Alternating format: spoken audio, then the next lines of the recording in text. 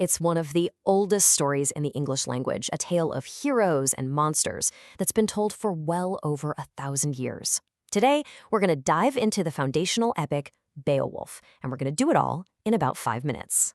Right off the bat, you know every great hero needs an even greater villain, and Beowulf gives us one of the absolute best. Just listen to that language, horrible stranger, march stepper. It's got this heavy, thumping rhythm that just pulls you right into this dark, ancient world. So, why a poem? Well, because Beowulf isn't just a story about fighting monsters. It's an epic. And for the Anglo-Saxons, that meant it was basically a blueprint for their entire culture. It's all in there. What it means to be brave, why loyalty is everything, and this constant, epic struggle between good and evil. Okay, so the story throws us straight into the action, into a kingdom that is in deep, deep trouble. So, let me set the scene for you. You have the Danish king Hrothgar, and he builds this incredible mead hall called Herod. For his people, this hall is everything. It's the center of their world, a place of warmth and treasure and song. It's a brightly lit beacon of civilization in a very dark and dangerous time. But all that joy, it's torture for someone lurking out in the swamps? The poem tells us Grendel is a descendant of Cain, the first murderer from the Bible. So he's literally an outcast from everything good and happy.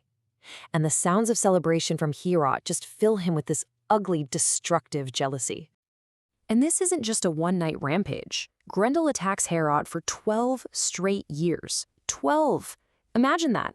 For over a decade, the heart of the kingdom is a slaughterhouse. The king's best warriors can't stop him. They are completely and utterly helpless. The stakes couldn't be higher.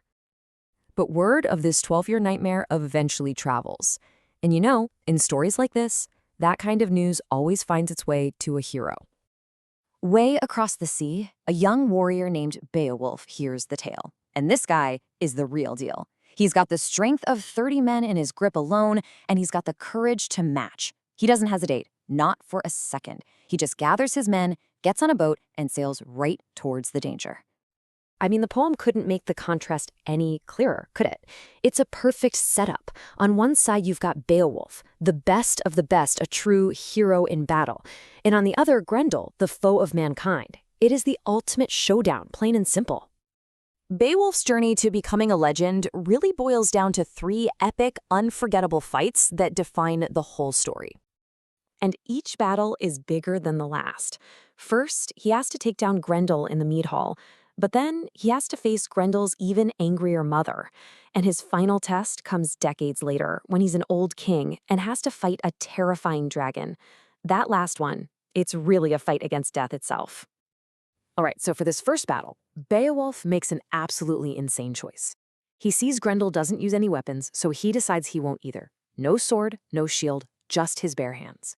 And in this brutal fight, he grabs Grendel's arm and, with that legendary strength, just rips the whole thing right out of its socket. But the fight isn't over, not by a long shot. Because now, Grendel's mother shows up, and she is furious. She wants revenge. This time, Beowulf has to go to her turf, a creepy den at the bottom of a lake. It's a desperate, ugly fight in a place no human belongs, but somehow he pulls it off. This quote right here gets at a huge idea that runs through the whole poem. It's the concept of word, which is basically fate. For the Anglo-Saxons, your destiny was already written. You couldn't change it. Beowulf can be the strongest man alive, but even he can't escape a fate that goes as she must go. The goal isn't to beat destiny, it's to face it with courage. Okay, now fast forward 50 years. Beowulf is an old, respected king. But one last monster appears. A massive dragon woken from its sleep. And even though he's old, Beowulf insists on fighting it himself. He kills the dragon, yes, but the dragon kills him too. He wins, but it costs him everything. So, Beowulf the man is gone, but his story? His story is still here. So the big question is why? Why are we still talking about this guy more than 1,000 years later? The poem's final lines tell us everything we need to know. He's remembered for his bravery, of course. But look at the rest. His gentleness, his goodness, his generosity. See, he wasn't just a tough guy. He was the ideal leader, someone who protected his people and gave freely. And this quote from a translator really nails it. Reading Beowulf is like looking through a window into a totally different world. A world of warriors, of sea monsters, and of a tough, brutal struggle for survival. It shows us who these people were and what they cared about. So in the end, that's the question Beowulf leaves us with. And it's just as important today as it was back then. What is it that makes a hero's story truly lost forever? Is it the incredible monsters they defeat, or is it the values they're willing to die for?